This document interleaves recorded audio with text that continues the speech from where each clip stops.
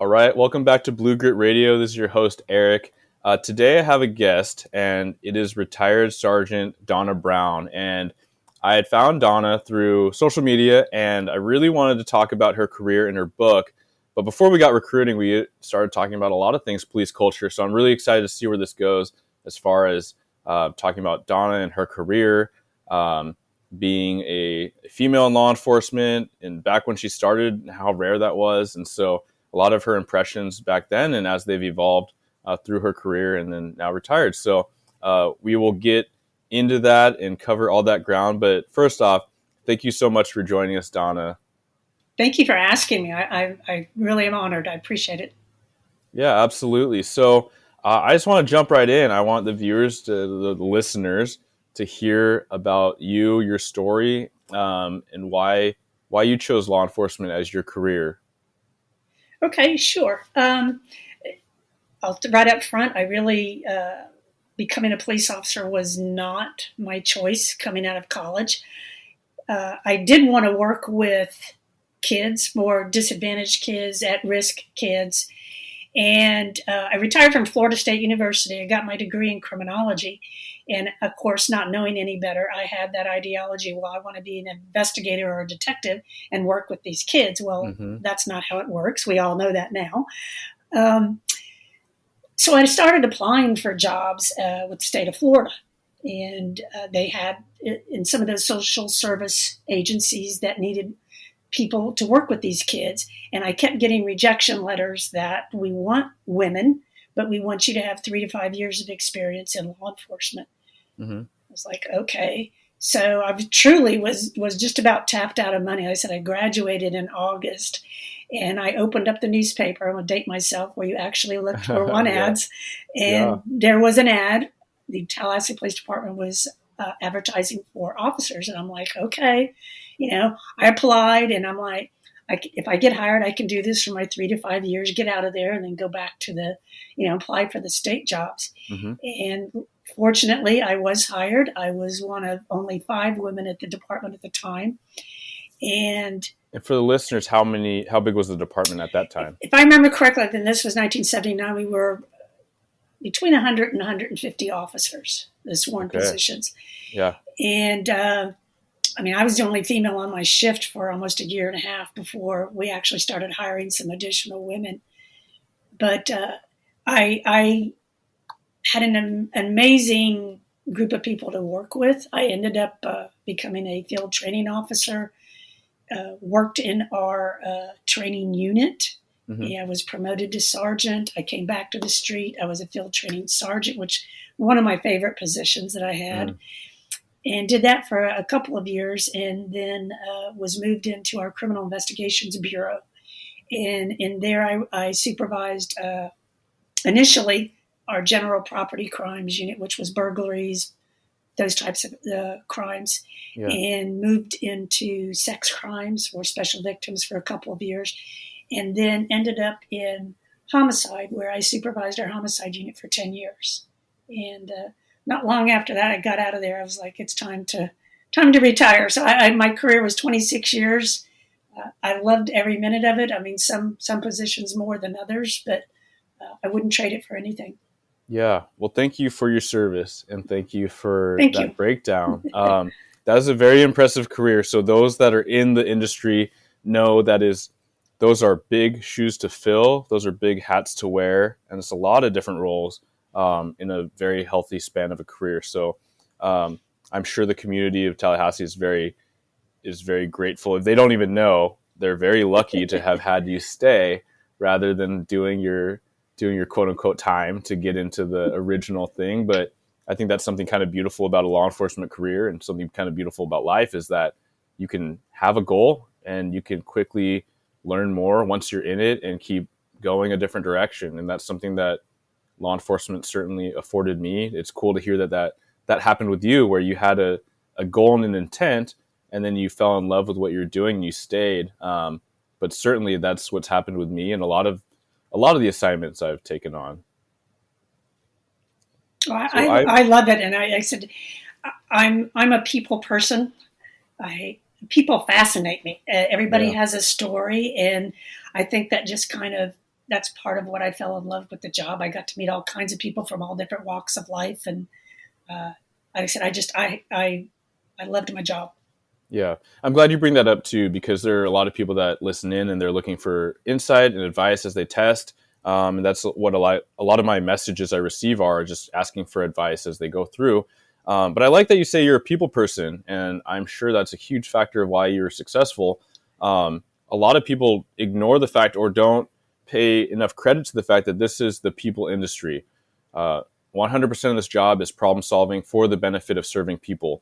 And so if you don't identify as a people person, or you're not sure, I think you need to self-check before you dive into this thing. Oh, absolutely. And along with that, obviously, you've got to have some resemblance of at least decent communication skills. Mm-hmm. And I do see some of that lacking. I think some people have gotten so used with the technology that we don't have face-to-face and conversations. And that's part of what I like the fact that you and I are an entire country apart and that we can be face-to-face, but I'm a hugger too. So there's still something about that. I can't actually meet you, but well, if we meet one day, I'll gladly receive your hug and give you a hug. Awesome. Yeah. I love your energy. I can tell it's going to be a good hug. Thank you. And that goes along the lines with, when you talk about being a people person, I sometimes have these conversations with some of the newer or younger officers still is, some of them get upset when the people or the public question what they mm-hmm. do, mm-hmm. and they take exception to that.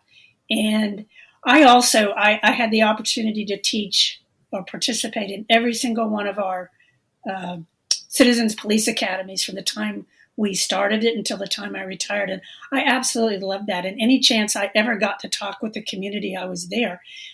And that's something with the books is people really don't understand. So I used to love those kinds of conversations. So if they're questioning, well, why are you doing this? And you take 5 minutes to actually explain it. I mean, the whole dynamics of your encounter can change. And absolutely. I encourage people, don't look at that question as a negative. I mean, certainly some of them can be, but mm-hmm. really try to look at that as a positive. Yeah, I think that's huge. We have this tendency, and a little bit of self-preservation, a little bit is, I think, involved with police training, how mindset is so critical to survival. And so you have to be tough. You can't let things bother you. But a lot of our tendencies as humans, I think, is to withdraw and put up walls.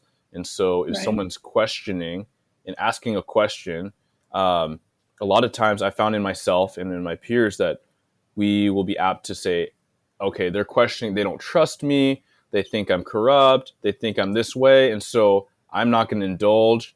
And so I'll either walk away from it or I'll get defensive, right? Because I'm not that way, and we take it personally. Right. But truly, to what you're saying, I found definitely later in my career, I wish it was earlier, truly, but I found that if you just meet them halfway and don't assume things, don't assume circumstance, we were all raised differently. We were all raised around different interactions. And so just if you recognize that there's so much that you don't know about someone, and just to be there and not take it personally, and just say, okay, I hear your question and let me try to answer it. Or let me ask you this, why do you ask the question that way?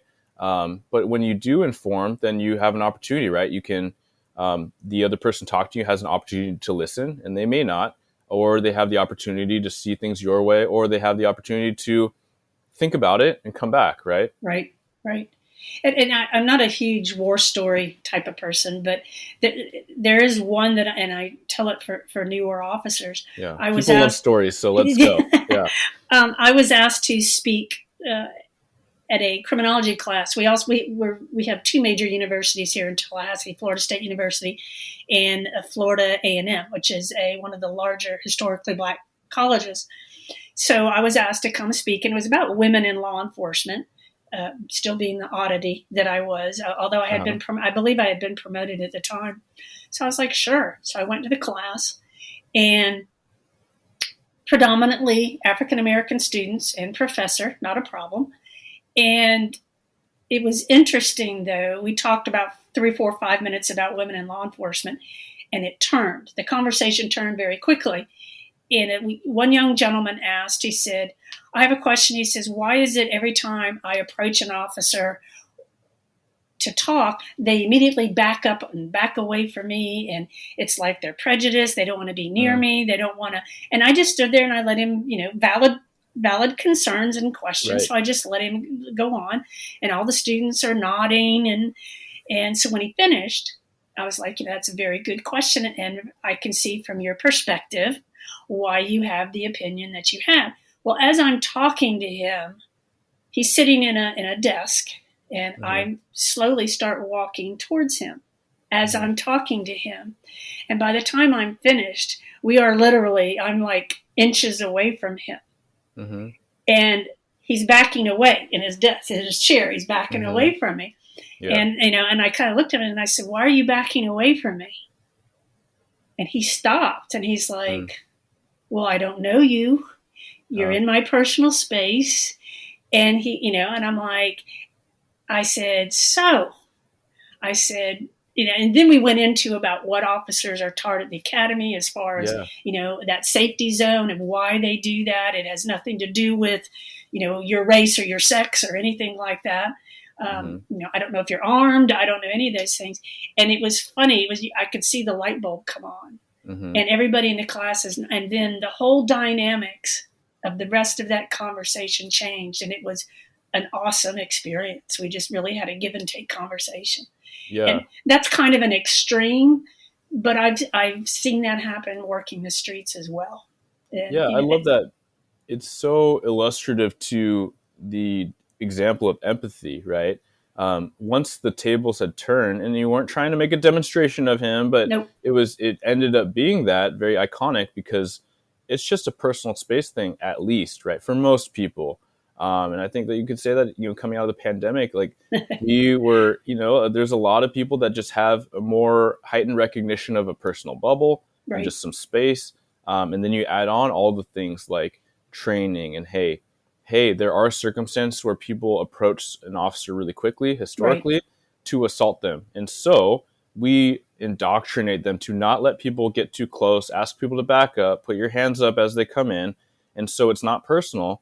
It is to do the job well. And that is to pass the academy and do all these things and be able to check the box or boxes related to officer safety. You have to demonstrate that and live that. Right. And so I think that is huge for someone to hear. Because again, if you don't know, you don't know. But if we don't take the time to not receive the question as an attack and to explain it, then we'll never have an opportunity to help someone understand. Absolutely. And that could be civilians, that could be just members of the community, that could be a suspect. And just, I guess, talking through this, I can think about how, as a new officer, I focused in on what I didn't understand, trying to learn it. And a lot of that was, kind of the more macho cop, the more brash cop. I was trying to be that because I thought that was cool and tough. Whether I was intentional, that's what kind of rubbed off on me. But as I got comfortable becoming a police officer and recognized it's not this total on-off switch, what I was most impressed by, and the people that stick out to me as role models back then and still today, are the officers that talk to people like people. They were oftentimes the most effective street cops. They'd be hard charging, but as soon as they caught up with a suspect, or they had a suspect detained, or they're talking to, even, some of your persons of interest, or let's say, quote, problem people in the community, or associates of, everyone would talk to them because they treated people like people. And so even as a young officer, I started then recognizing, hey, you can get somewhere farther if you're nice to people. And so it's still a tactic, I guess, back then. But now it's just, no, it's because they treated people with respect. They didn't try to be too robotic, and they just leveled with them. And I think a lot of times that real talk and just finding where you can connect, even though it might be hard at times, is super effective, no matter who the person is. Right. I agree with you 100%. And when I first started, and being, I'm 5'4", so obviously I'm a little bit at a physical disadvantage in some situations. Mm-hmm. But I learned very early on, and even when I was in training, the power of communications. I could talk my way out of some situations until I got back up there.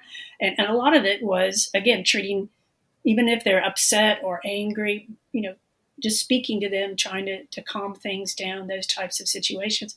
And after I'd been at the department, maybe, I don't know, about 8 months to a year or something like that, I had male officers on my shift come up to me and go, I'd rather answer a call with you any day. I get in a lot less fights. It's not as physical. And I took that obviously as a compliment, that I started seeing some of the guys, kind of, instead of going in, hard charging and all that, kind of stepping back a little bit. And I do think that, at least at my department, I think that is one thing that females brought to the department, was that there is a different way to do it, and the power of communication. I think that just really opened up things for a lot of people. Yeah, and so let's talk about that. So, before we started recording, we were talking about you coming on into law enforcement, which is still largely predominantly male, and so even more so back when you started. What was that like coming in, and did you get any scrutiny or pushback, either from maybe people you knew outside, maybe friends and family, or at the agency? Both, and I'll even add on that, the community. We are kind of, at the time, even though we're the state capital, and right now we're about 300,000, but female officers just were an oddity. It wasn't anything of the norm. And so, yes, there were officers and supervisors within the agency that still weren't happy that women were there, but we were. And so there were situations that, I think my training phase was a little more difficult probably than it needed to be, but in the long run, I think that made me a little bit better. Sure. Yeah. It's more adversity, right? Whether it's right or not, right. You pummel through. Yes. There were two scenarios, and they kind of illustrate both of those. I had actually gotten solo status. I'd finished the FTO program, and early Sunday morning, I was dispatched with another officer to a domestic violence call, domestic situation. We get there, and long story short, it ended up we needed to take the gentleman into custody. And of course, he wasn't interested in doing that peacefully. So we ended up in a physical altercation. We got him handcuffed, get him out to the car to take him out to the jail. And the officer I'm with, he turns to me, he says, your nose is bleeding. And I was like, no, I didn't, but okay, no big deal. So we got out of the jail, we booked him, did all the paperwork, went back to work for the rest of the shift. And I came back to work the next day, and my sergeant, who I absolutely adored, he was an amazing guy, a leader, just can't say enough nice about him. But he looked at me, he goes, you okay? And I'm like, yes, sir, I'm fine. He's like, are you sure you're okay? And I'm like, yes. I said, is there a problem? He goes, well, he said, you got your nose busted, you had a bloody nose, you didn't cry, you finished your shift, and you came back to work today. And I'm like, yes, sir. He goes, you're accepted. I laughed at it then, but even now when I look back, that just really was kind of the way things were. Yeah. And then I kind of, down the road, I'd go answer a call by myself, and I'd look down the street, and there's a marked car parked down there, and they kind of started taking, well, I'm just going to be there just in case. And, so it was kind of cool. The community, like I said, was, I went to a bar fight. Only the one gentleman was there when I got there. He had a bloody face. He was okay, though, besides that. So I start getting all the information, take the report. And another officer on my squad shows up. And the guy just stopped talking to me and went over to the male officer and starts retelling the whole story. And the officer's standing there, and he goes, sir, you need to go back over and talk to that officer. She's already, taking the information. She's going to do the report for you and all that. He goes, no, I want to talk to you. And the officer's like, well, no, sir. I says, she's already got most of your information. And he's like, I want to talk to a real police officer. Wow. I mean, and I didn't take offense to it. It was Yeah. just, how the community was at the time. And we're talking in the early 80s. And, and finally the officer said, he says, come on, let's go, get in your car. And I'm like, looking at him like, I don't know what you're talking about, but you're senior to me. I'm like, okay. And the guy's like, well, you can't leave. And he goes, look, he said, you either talk to her or we leave. She's a Yeah. Do police you want the officer. report taken or do you not? Right. So, and that really didn't take all that long for the community to get used to it, and us, women, Mm-hmm. and as we hired more, and same within the department. I mean, and I certainly wasn't the first, but I was an oddity for a while. So Yeah. I appreciate your flexible nature, and I think that speaks to your character, and that probably helped you adapt through that, right? You kind of mentioned that your field training was probably harder than it needed to be, right? So I'm kind of picking up maybe someone was trying to prove something or prove an agenda. Is that how it felt? actually, yes. My shift lieutenant wasn't real happy that the women were there. Mm-hmm. And the FTO that I had, and we're great friends now, I was actually the first recruit he'd ever trained. But it was pretty much, he was kind of supposed to do everything he could to flunk me out. Mm. And there were two other guys on my squad who were seasoned officers. And they kind of figured out what was going on. I mean, they would come to some of our calls and those types of things. So they ended up going to the sergeant, who really didn't know what was going on. And they ended up taking me away from that FTO and putting me with one of those senior officers. And we're still dear friends. He's retired and living the great life, but that changed everything, my thought process about the job. It was easier to learn, and he was willing to teach. And so just it was like I said, it was a little bit harder than I think it needed to be, but it ended up being great. And it all taught me a lesson, both within the department and the community, Mm-hmm. that I really vowed that I would never treat somebody, wasn't perfect at it, but never treat somebody different just Mm-hmm. because of who they are. I Yeah. was a female, so I was automatically treated differently by the community, by officers in the department. So I kind of know what that feels like to some extent. So I tried to make that in the back of my mind, to keep that with me, and don't treat people that way. Yeah, I think that's hugely impactful. A few things pop into mind, and you've been in field training officer supervisor as well, and I'm temporarily wearing that hat, but I think it's a good recognition on a few things of the stories you told. But one is awareness. You are aware of the climate you're in, and what I hear is that you had no quit, and you're going to prove your doubters regardless. And so I have told many a recruit, many a new officer, hey, if this perception becomes fuel to your fire, a little chip on your shoulder, like that's okay. And I've definitely had phases of that where whether I think that a decision was made or I think that someone might think that a decision was made, whether it was based on for my hiring, being Asian American, or whether it was my promotion or my selection to this thing, Right. and whether I can hear through the grapevine or like, man, Tongue's going to get whatever because he's kind of the golden child and it doesn't hurt. It doesn't hurt. Sometimes that's even said to me, hey man, it doesn't hurt that you're Asian. I was like, well, yeah. It is what it is. But it is a little fuel for my fire because I want to silence the doubters, and Yep. I want to be, no matter what metric you use, no matter what test you make, I want to do the best I can and show up the best I can. And then when I'm doing the job, I'm going to do it the best I can so that no one says it was a bad decision, or no one will have a leg to stand on when they're put to the pressure of, well, why don't you think that he's, an impactful sergeant? Like, what metric are you using? Right. And typically there won't be anything for that. Well, good for you. And I will say, I probably had that little extra that you're talking about when I got promoted.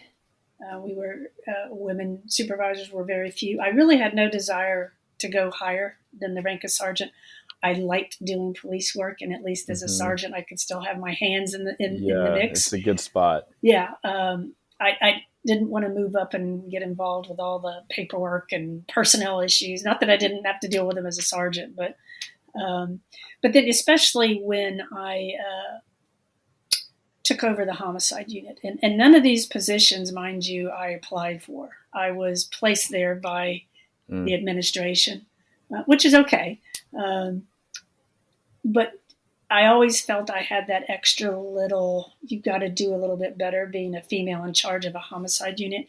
And I know there are other ones out there, but honestly, I've not met another female who's supervised a homicide unit. Like I said, I know they're out there. I've not met one.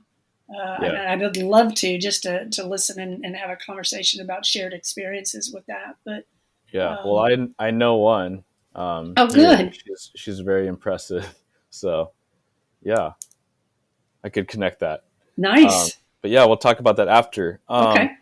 Yeah, and I think that's one thing to recognize too. And for the female listeners, if you're earlier in your career, you probably already get a sense that homicide is not somewhere that low performers get placed. No. It's oftentimes that highly coveted position because there are hard chargers in the industry in every organization, but you need to have, and I can comfortably say that having nothing to do with homicide investigations, but that's where you need your top performers. I mean, there's you got lives taken, and that's where you need the people to make that every difference. And it's usually the people that have no quit, and they are masters of the craft. So definitely kudos to you for being selected for that. Thank you. And I try to keep my unit diverse, not just in obviously male, female, black, white, whatever, but also in skill set. Hard chargers, but bottom line, on the ones I had, some excelled more at interviews.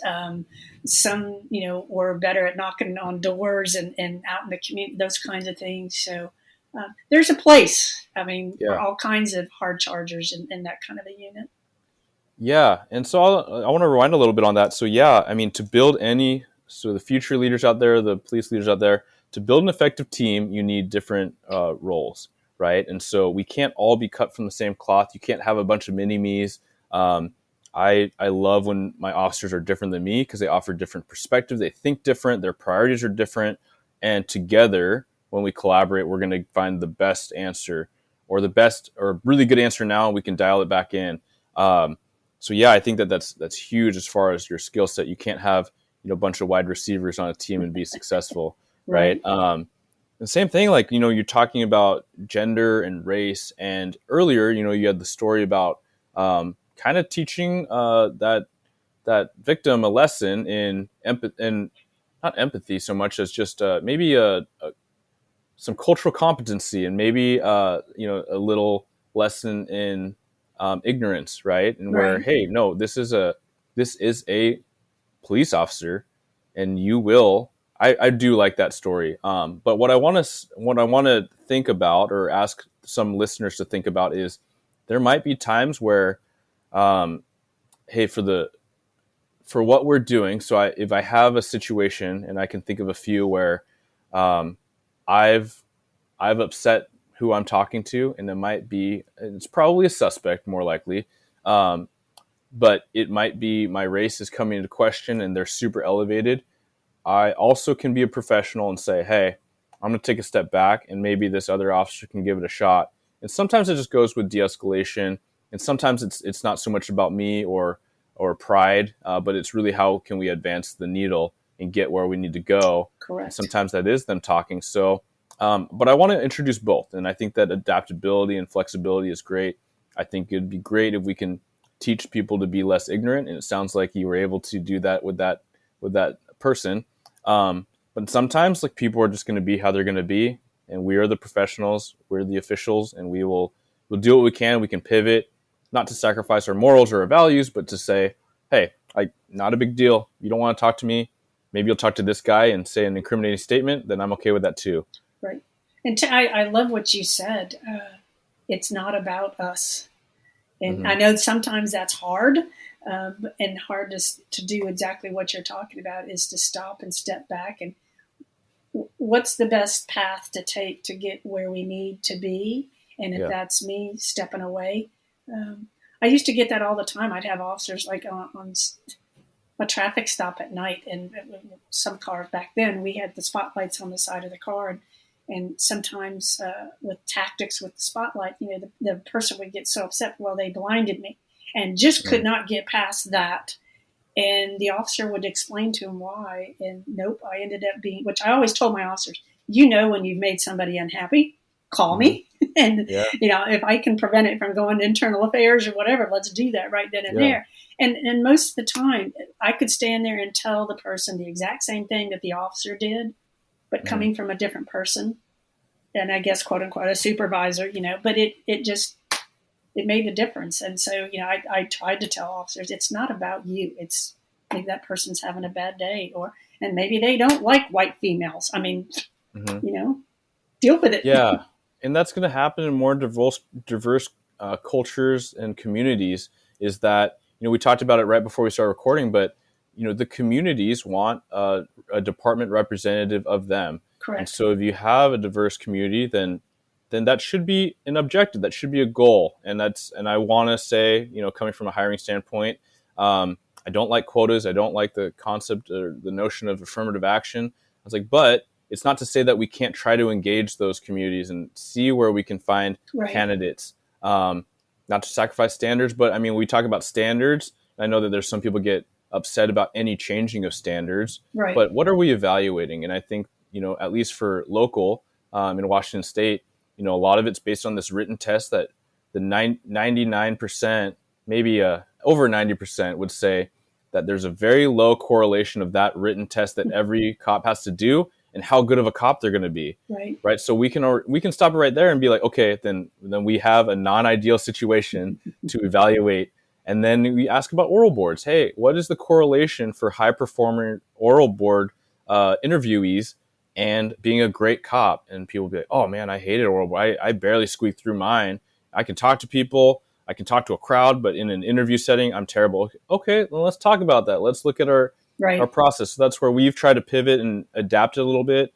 But I also have heard stories historically where, you used to have a jump test or a reach test, in Southern California. So, a certain department only had people that were 6 foot and taller because no one else could reach that thing. Right. Does being 6 foot or taller make the best cops? Certainly not.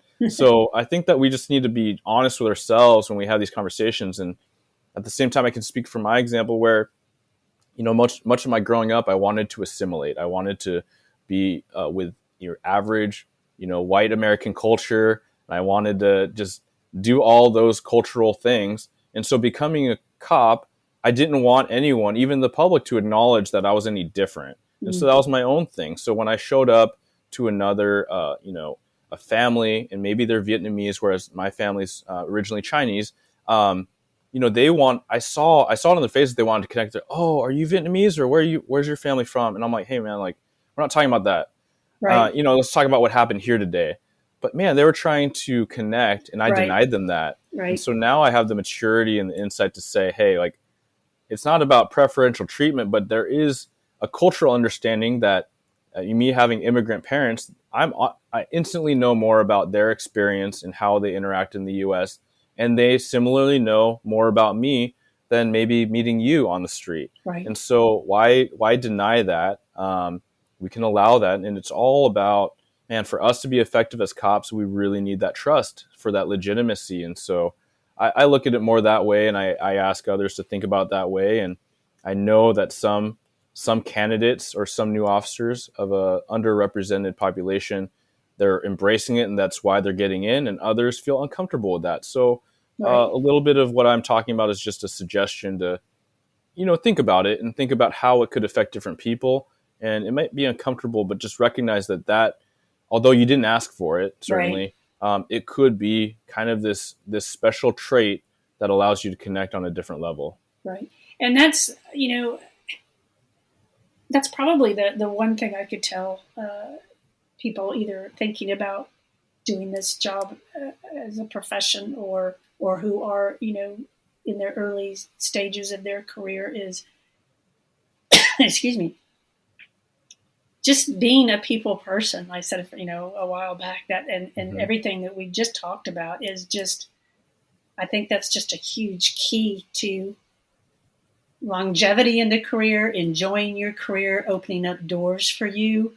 And that's one thing with the books. It certainly has opened up some doors that I really wasn't expecting. And again, learning that people just don't know. They don't understand what we as law enforcement officers truly do, or why you do it, or how you do it. And I think most people want to know. And that's why when the opportunity presents itself, jump on it.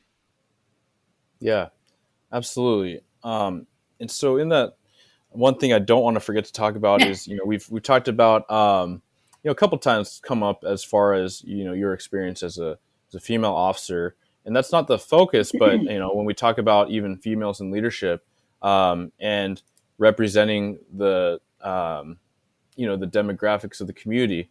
And so we think about male and female, and it's, roughly it's close to half, right? And so we look at any department, like we're definitely shy of that. And Right.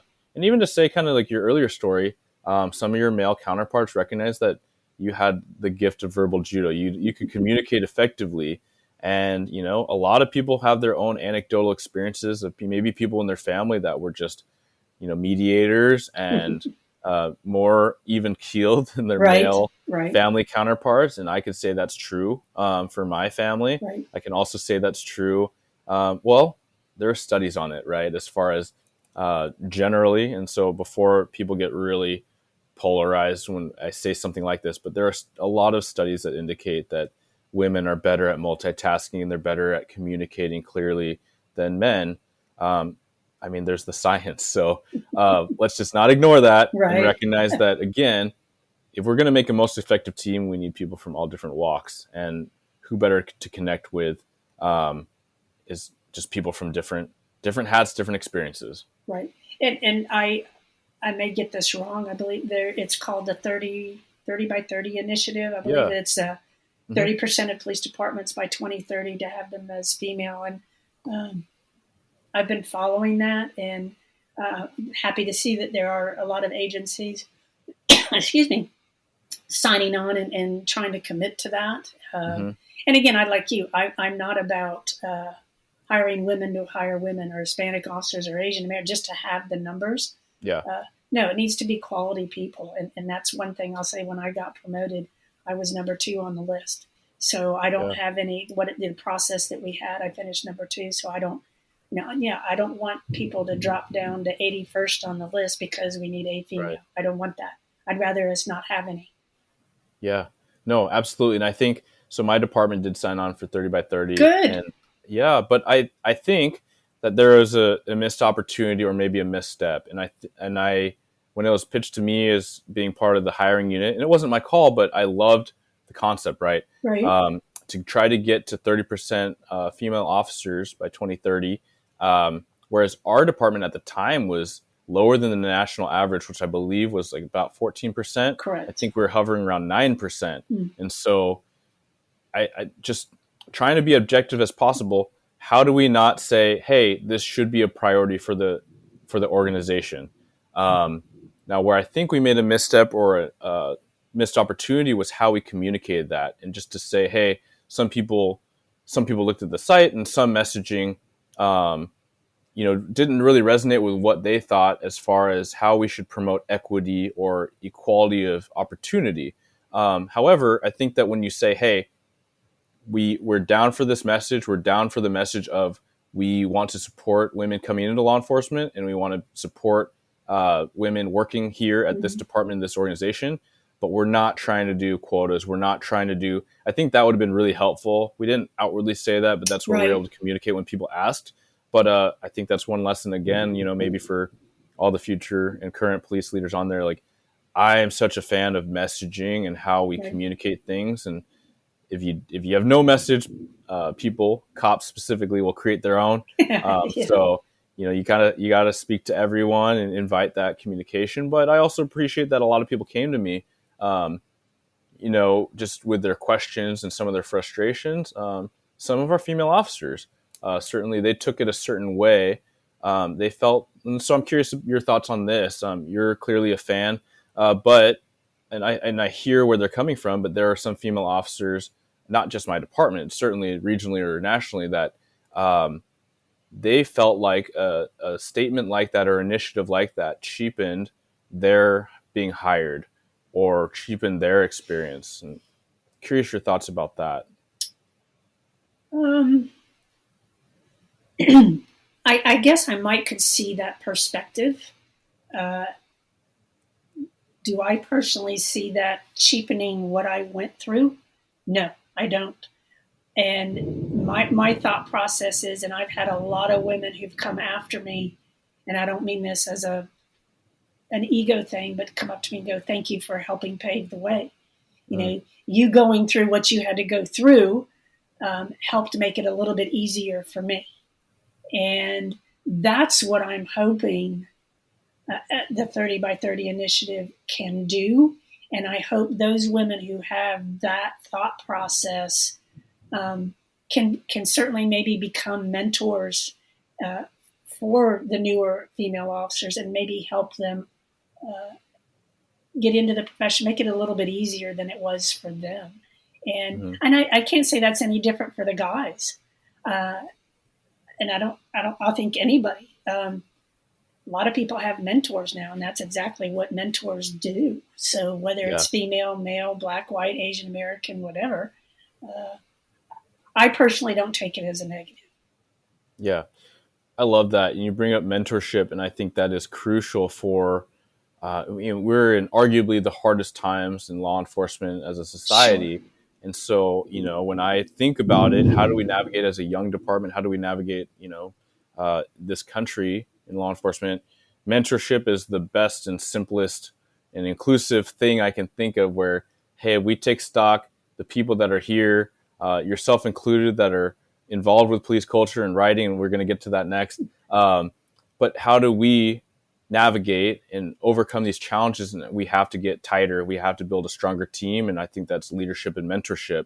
But even that sponsorship, right, where I was listening to an interview about this and kind of in the corporate world, but the translation is there where, someone's talking about, this female recruit and whether they think they have what it takes.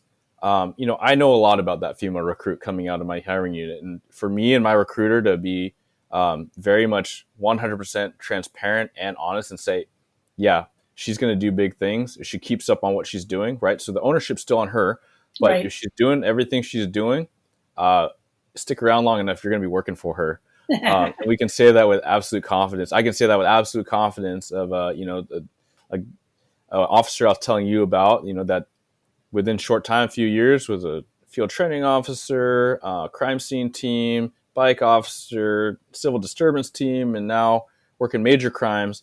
I'm like, man, she could be sergeant tomorrow and outperform, many of my peers and certainly me at times. So, but I think unless, they hear that, the officers, and unless other people hear that, right? So it's not just one-on-one, but no, I'm very happy to promote and sponsor, I guess, sign on as that role, say, hey, elevate them, suppose, and others' expectations of them, and know that they can be met. Right. I think that's how we get there. Well, and I, as I mentioned before, I was the only female on my shift for like 18 months. And I would pass the other women like in the hallway at shift change. And I didn't have a mentor. And there were times, certainly, especially early on in my career, that I wish I had, that I had someone. And then I ended up, I had a couple of guys that, were ahead of me that I could go and sit down and talk to. But there's still something about it, and I don't mean it as a negative, is to have a female role model would have been great. We eventually, our chief hired a woman who had experience at a South Florida agency, and actually year-wise had more experience than me.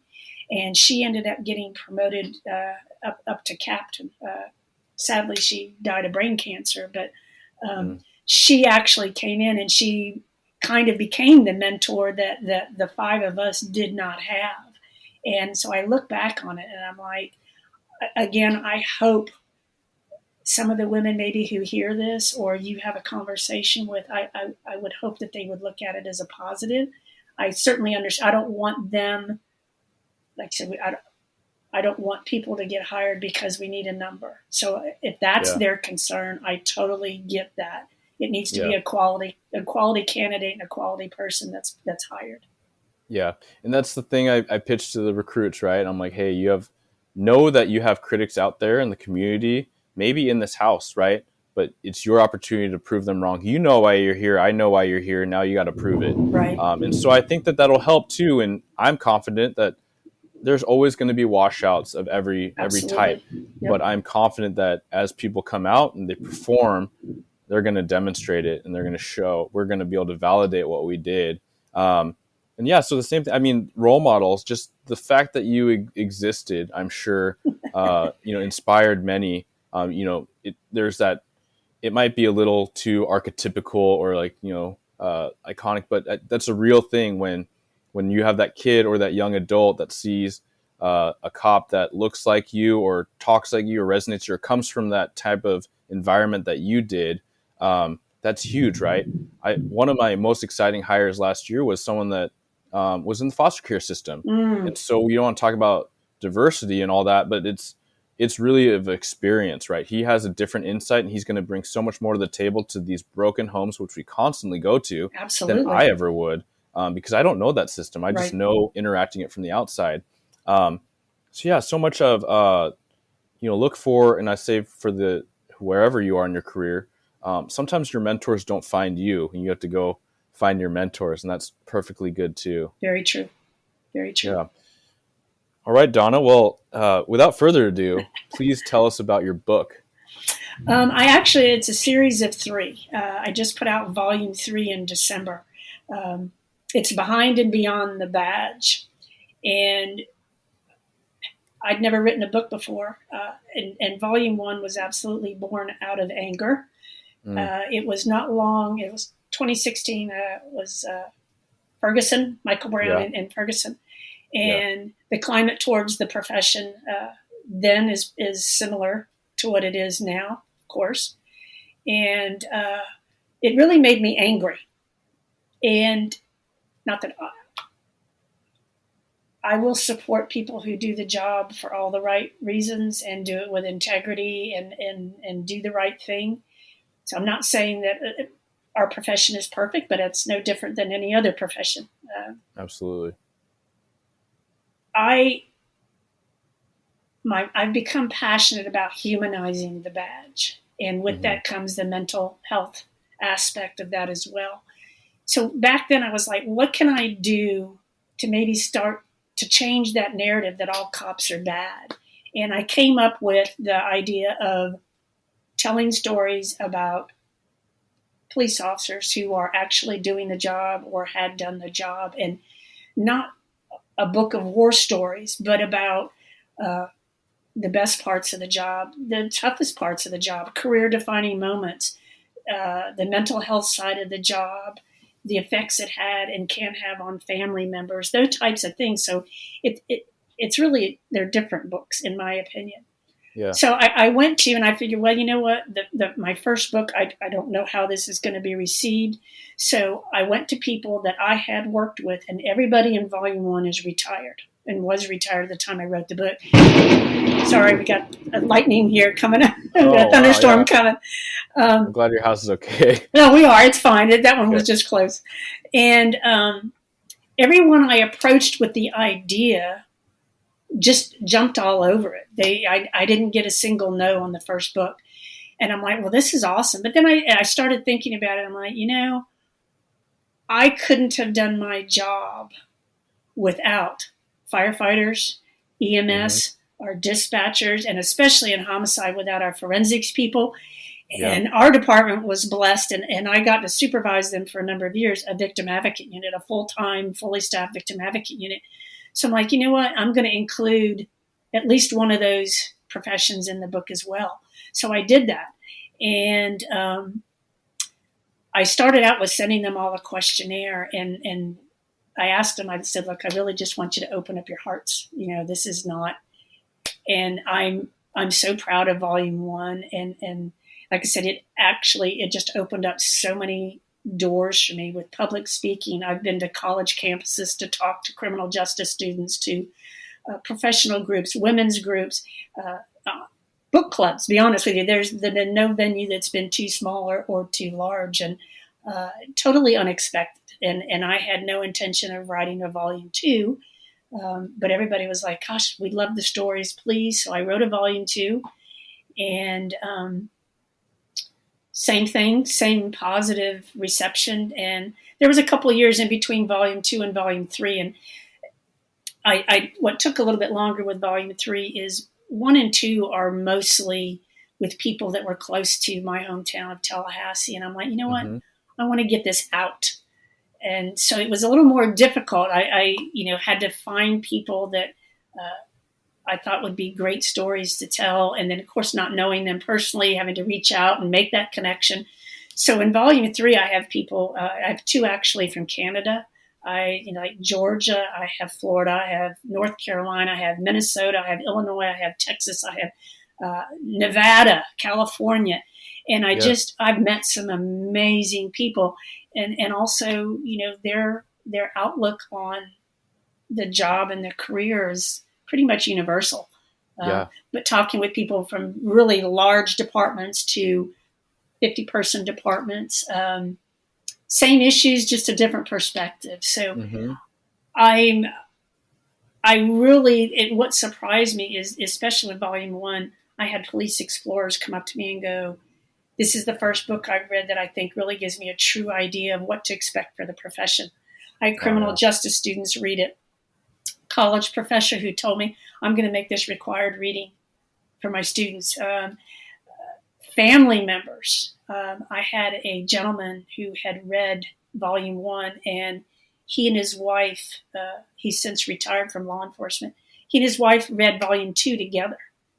And he told me the story. He said when they got finished reading the book, he thought which they both told me, they had a really good communications base for their relationship and their marriage. And at the end of reading the book, she looked at him, she goes, "Do you feel the way these other officers feel in this book?" And he's like, "I do." But it was that wall, even with family, the things that they had never talked about, even though they thought they talked about everything. And he said it just opened up a whole new world of communications for them. So honestly, if I never sell another copy of the books, I'm already thrilled with where they've gone and who they've reached. People that don't really like law enforcement. I've had people who read the books and it's like, you've given me a different perspective on people. And like in volume 1, an officer in there who lost his wife to cancer. And officers are just like everybody else. We deal with the same issues that everybody else is. And so I was honored that he trusted me to tell his story. And he really opened up about, Pam getting sick and then losing her. Another one who is a cancer survivor himself, one whose wife had to have a heart transplant. So I really did pick some out there stories, but it was to emphasize and to humanize the badge and the mental side of it. In volume 3 really touches on the mental health side of it. And there's one gentleman, and that's kind of where I think you would agree that we're doing better with the mental health aspect for the profession, but we have a long ways to go. And his name is Dan Bright. You can Google him. His story is amazing. But Dan was shot in the line of duty, and he's paralyzed from the waist down. He's in a wheelchair, but his department kept him on. He's still a sworn officer, and he is their department's wellness coordinator, which I think is phenomenal. Great. He and his wife, who is also a police officer, they're both finishing up their master's work, and they're going to be licensed therapists to deal primarily with military veterans and first responders. And so there's a couple stories very similar to that in all of the books. And I'd encourage people who are new to the profession or thinking about it and even family members to truly just, you can read them. They don't have to be read in order.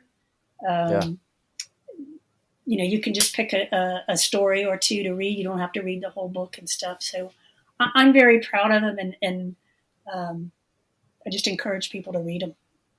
Yeah, I love that. And a couple things I want to go back to, but you said the first book started at anger. Yes. And that resonates with me. And I remember it was one of my hardest times in my career. And I'll say it was harder for me post Ferguson than the death of George Floyd, because I was in a different stage in life, and my reaction, whereas there was national unrest in both. However, Ferguson, for most law enforcement, most in law enforcement, was a reasonable use of force, and that's what was so hard for most officers.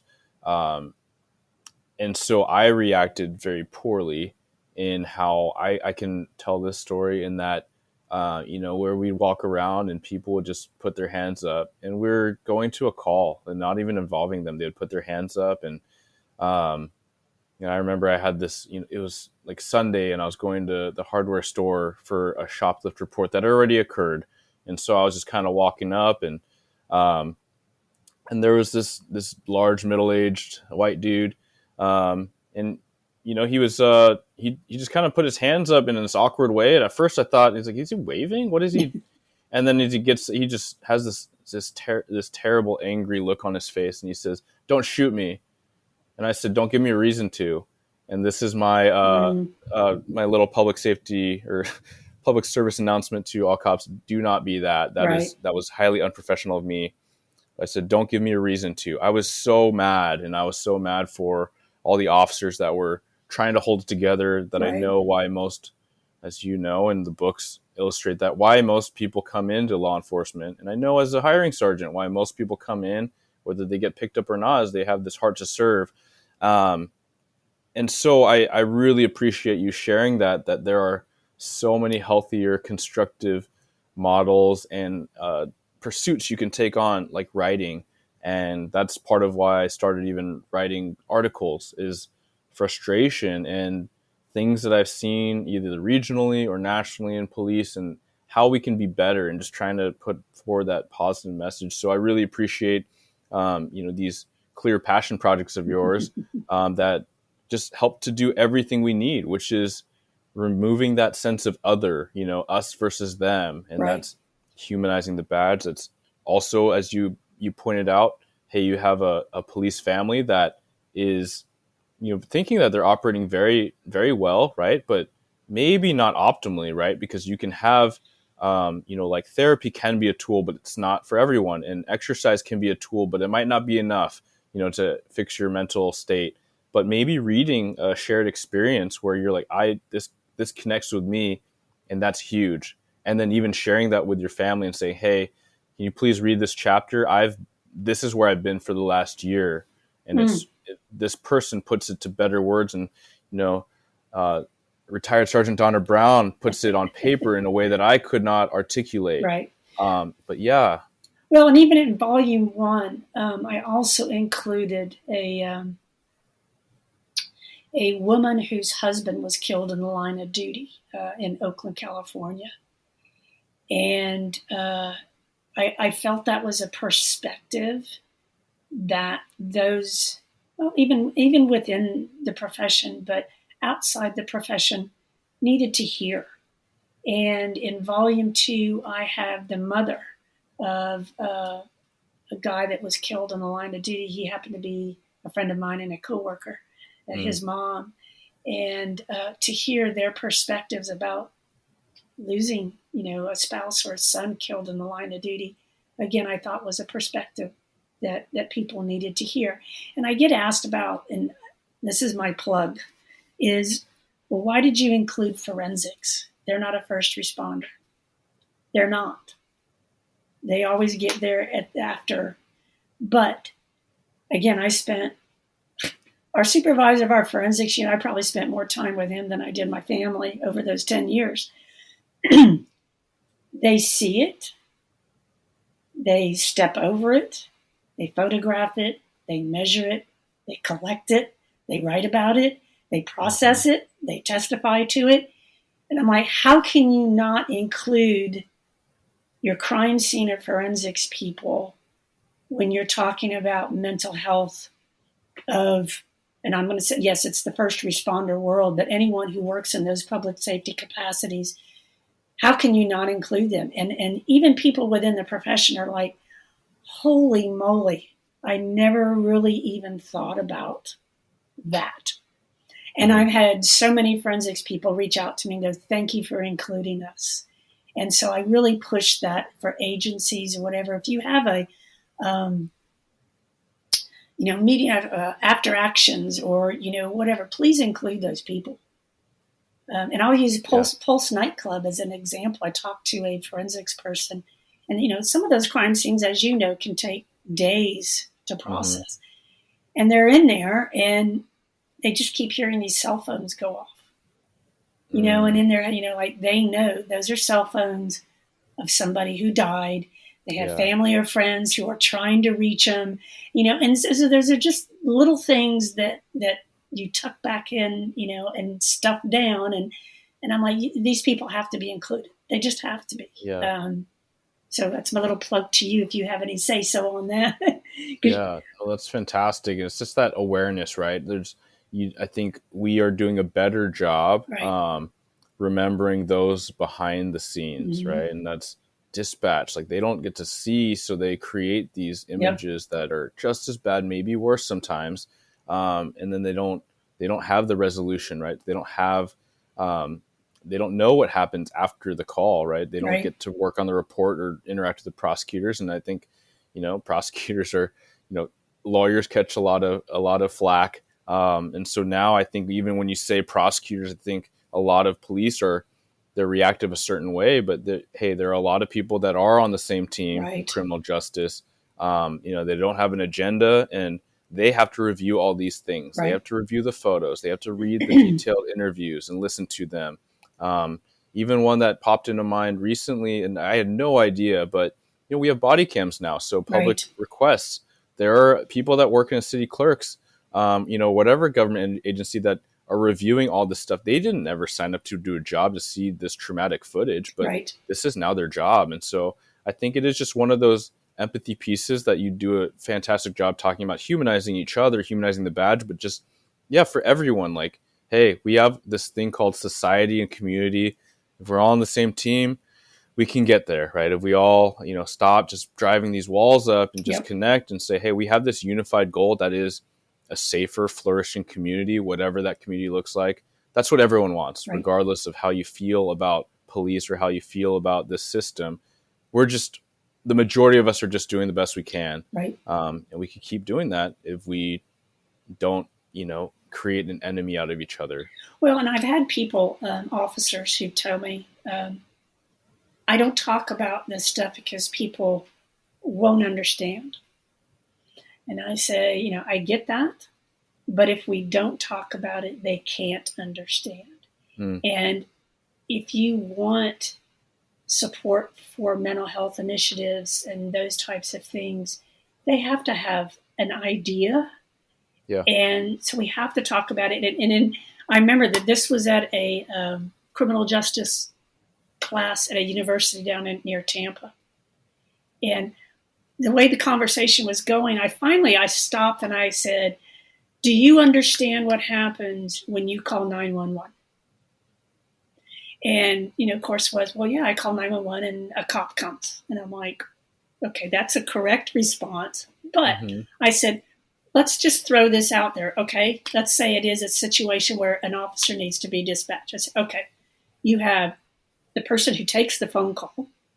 You have the person who dispatches the officer there and what you think asks a ton of stupid, ridiculous questions, which aren't. Okay, so the officer gets on scene, and within a matter of seconds, sometimes they go, oh, crap, I need fire, I need EMS, I need a supervisor, I need some additional officers, I need a victim advocate, I need a detective out here. And literally, I watched people's jaws drop and their eyes open like, holy crap. And I'm like, that's for your one phone call. Yeah. And so that's why I said people really don't understand what they see, what TV and feature films present to them. And that's not reality as you and I know that. Mm-hmm. So it goes back to, again, to communications and humanizing the badge, and just, I'm very passionate about that, about communications and humanizing the badge. If you can't tell, sorry. Yeah, no, those are huge foundations to this whole thing we're talking about, which is trying to create a better community, trying to create a safer place, enhancing public trust. A more effective police force is a well police force, right? So the officers are taken care of and taking care of themselves and taking care of each other can better take care of the community. And you're right, we are doing a better job talking about mental health and wellness, but yeah, it's just baby steps, and Right. It's so much ways to go. So I appreciate this conversation. I appreciate and truly value your leadership. And now I can say your mentorship, as I've met you remotely. I truly, and when I say people, you have to find your mentors. And yeah, I have some really good ones locally that I've met and shaken hands with and hugged. And there are others that I look to remotely, that I've been able to connect with, such as yourself, or I read a book and I'm inspired, and that those little nuggets are what I'm trying to get. So think more broadly, folks.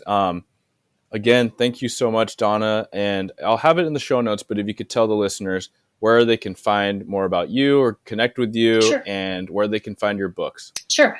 I'm not a huge fan of social media, but with the books, I'm out there. So I'm on Facebook and Instagram as Behind and Beyond the Badge, Twitter as Donna B213, and I'm also on LinkedIn.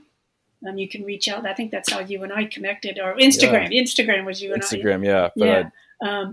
And I've met some amazing people through LinkedIn, so I don't really consider that a social media. But I'm out there.